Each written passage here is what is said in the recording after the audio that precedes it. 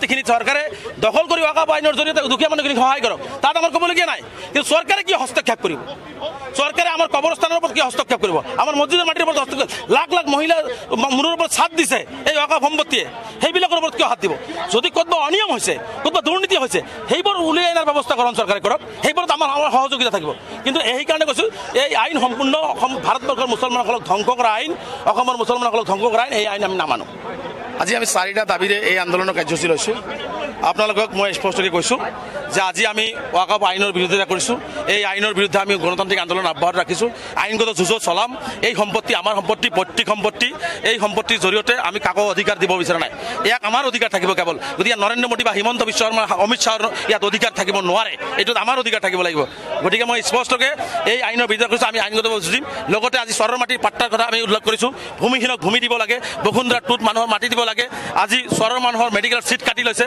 আজি হিমন্ত বিশ্ব শৰ্মাই মুছলমানসকলৰ ওপৰত টাৰ্গেট কৰি অন্যায় অত্যাচাৰ কৰি আছে। এইবোৰ বন্ধ কৰিবৰ কাৰণে আজি 4 দফীয়া দাবীৰে আন্দোলন কৰিছোঁ। আৰু এই মাহতে 5খনকে বৃহৎ প্ৰতিবাদী সভা অসমৰ বিভিন্ন জিলাত হ'ব।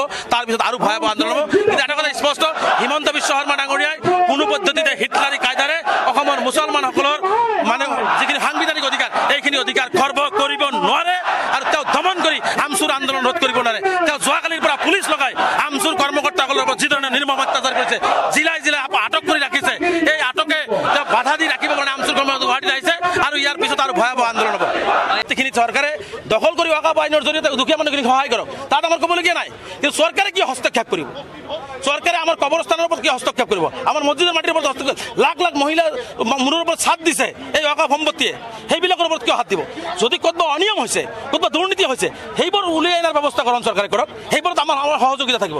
কিন্তু সেইকাৰণে কৈছোঁ, এই আইন সম্পূৰ্ণ অসম ভাৰতবৰ্ষৰ মুছলমানসকলক ধ্বংস কৰা আইন, অসমৰ মুছলমানসকলক ধ্বংস কৰা আইন, এই আইন আমি নামানো। আজি আমি 4টা দাবীৰে এই আন্দোলনৰ কাৰ্যসূচী লৈছোঁ। আপোনালোকক মই স্পষ্টকৈ কৈছোঁ যে আজি আমি ৱাকাফ আইনৰ বিৰোধিতা কৰিছোঁ। এই আইনৰ বিৰুদ্ধে আমি গণতান্ত্ৰিক আন্দোলন অব্যাহত ৰাখিছোঁ। আইনগত যুঁজ চলাম। এই সম্পত্তি আমাৰ সম্পত্তি, পৈতৃক সম্পত্তি।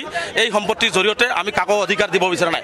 ইয়াক আমাৰ অধিকাৰ থাকিব কেৱল। গতিকে নৰেন্দ্ৰ মোদী বা হিমন্ত বিশ্ব শৰ্মা, অমিত শ্বাহৰ ইয়াত অধিকাৰ থাকিব নোৱাৰে। এইটোত আমাৰ অধিকাৰ থাকিব লাগিব। গতিকে মই স্পষ্টকৈ এই আইনৰ বিৰোধিতা কৰিছোঁ। আমি আইনগত যুঁজ দিম। লগতে আজি চৰৰ মাটিৰ পাট্টাৰ কথা আমি উল্লেখ কৰিছোঁ। ভূমিহীনক ভূমি দিব লাগে, বসুন্ধৰা টুত মানুহৰ মাটি দিব লাগে। আজি চৰৰ মানুহৰ মেডিকেল চিট কাটি লৈছে। আজি হিমন্ত বিশ্ব শৰ্মাই মুছলমানসকলৰ ওপৰত টাৰ্গেট কৰি অন্যায় অত্যাচাৰ কৰি আছে। এইবোৰ বন্ধ কৰিবৰ কাৰণে আজি 4 দফীয়া দাবীৰে আন্দোলন কৰিছোঁ। আৰু এই মাহতে 5খনকে বৃহৎ প্ৰতিবাদী সভা অসমৰ বিভিন্ন জিলাত হ'ব।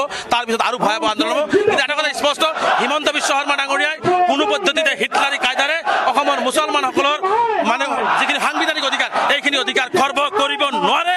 আৰু তেওঁ দমন কৰি আমচুৰ আন্দোলন ৰোধ কৰিব নোৱাৰে। তেওঁ যোৱাকালিৰ পৰা পুলিচ লগাই আমচুৰ কৰ্মকৰ্তাসকলৰ ওপৰত যিধৰণে নিৰ্মম অত্যাচাৰ কৰিছে, জিলাই জিলাই আটক কৰি ৰাখিছে, এই আটকে তেওঁ বাধা দি ৰাখিবৰ কাৰণে আমচুৰ কৰ্মকৰ্তা গুৱাহাটীত আহিছে।